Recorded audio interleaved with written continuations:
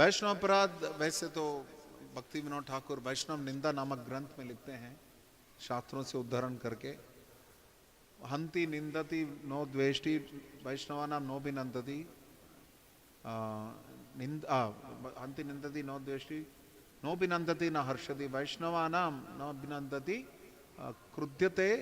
उसके बाद क्या है, एक और है, हाँ, जाति नो हर्षम। तो ये 6 प्रकार के हैं कम से कम। उसके बाद भी असंख्य प्रकार के हैं, लेकिन वैष्णव को देख के प्रसन्न ना होना, वैष्णवों को मार डालना या मारना, उनकी निंदा करना, उनसे द्वेष करना, उनको देख के प्रसन्न ना होना और उनको देख के क्रुद्ध होना, ये दोनों अलग बात है। प्रसन्न ना होना एक बात है, हरे कृष्णा, ठीक है, हरे कृष्णा, हरे कृष्णा तो नहीं होता, अगला व्यक्ति हरे कृष्णा बोलता है, हमारे अंदर ये होता है वो रेड वाला इमोजी। तो इस प्रकार 6 प्रकार के अपराध वैष्णव अपराध हैं, लेकिन मुख्यतः सबसे इनमें से भयानक है वैष्णव निंदा। वैष्णव की निंदा करना, निंदा सुनना भी अपराध है।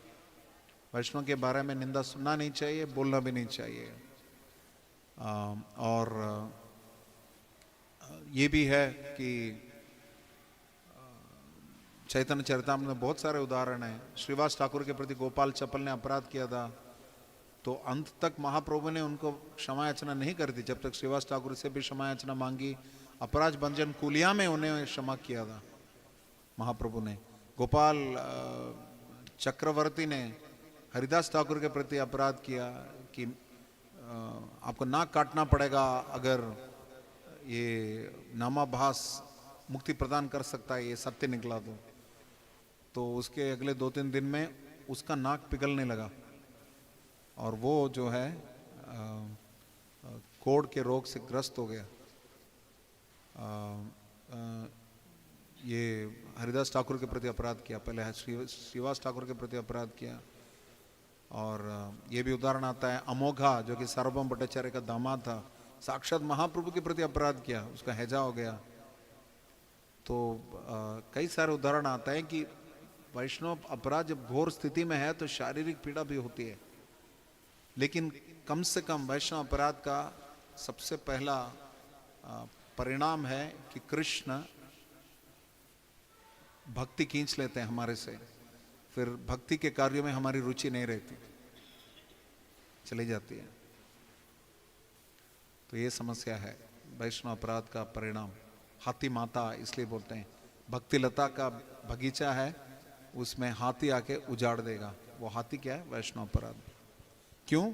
क्योंकि सबसे पहला नामापराध भी वही है, सताम निंदा, मतलब भगवान नाम के प्रचार में जीवन को समर्पित करने वाले भक्तों की निंदा करना। महाभागवत एक कथन है, लेकिन इसका मतलब नहीं कि आप लघु भागवत के प्रति अपराध कर सकते हो।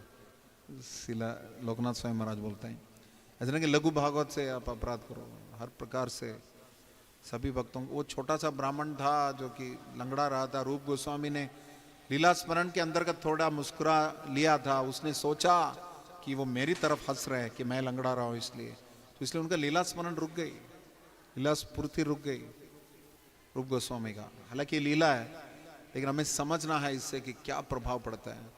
भक्ति का रस नीरस हो जाएगा उसके बाद। वैष्णव के प्रति हम, कौन पिता चाहेगा कि आप उसके बच्चे से घृणा करें? बच्चे से आपको समस्या है तो पिता आपसे क्यों प्रेम करेंगे? तो इसलिए वैष्णव निंदा के ऊपर इतना जोर दिया जाता है कि ना करें। वैष्णव निंदा के ऊपर जोर नहीं दिया जाता, वैष्णव निंदा ना करने के लिए जोर दिया जाता है। ठीक है।